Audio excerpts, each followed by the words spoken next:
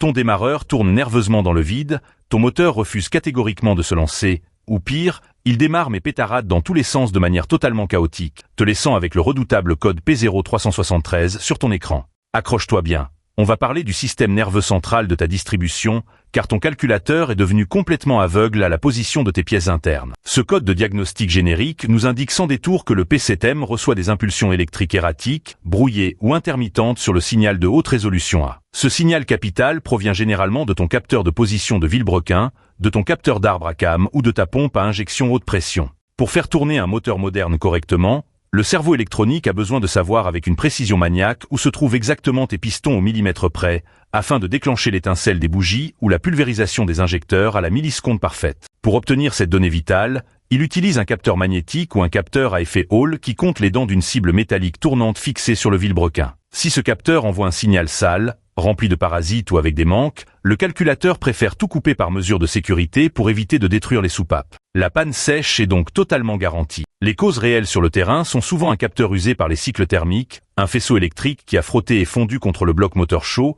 ou un truc beaucoup plus vicieux, de la fine limaille de fer accumulée sur le bout aimanté du capteur. Parfois, c'est même la roue dentée elle-même qui a une dent tordue suite à l'aspiration d'un débris. Pour régler ce casse-tête sans changer des boîtiers électroniques hors de prix, commence par la base, dépose ton capteur, nettoie-le de manière chirurgicale, car une simple goutte d'huile chargée en particules métalliques suffit à ruiner le champ magnétique. Ensuite, passe au faisceau. Si tu as affaire à un capteur à effet Hall équipé de 3 fils, saisis ton indispensable DVOM pour vérifier que le calculateur lui envoie bien sa tension de référence constante, qui se situe quasiment toujours à 5 volts. Vérifie ensuite que la masse est irréprochable avec une résistance stricte de 0 ohm. Dans le cas d'un capteur à aimant permanent doté de seulement 2 fils, tu peux tester sa santé en mesurant sa résistance interne qui doit généralement osciller entre 500 et 1200 ohms selon les spécifications précises de ton constructeur. C'est une traque électrique qui exige de la rigueur, mais en validant chaque fil minutieusement, tu vas rendre la vue au chef d'orchestre de ton moteur.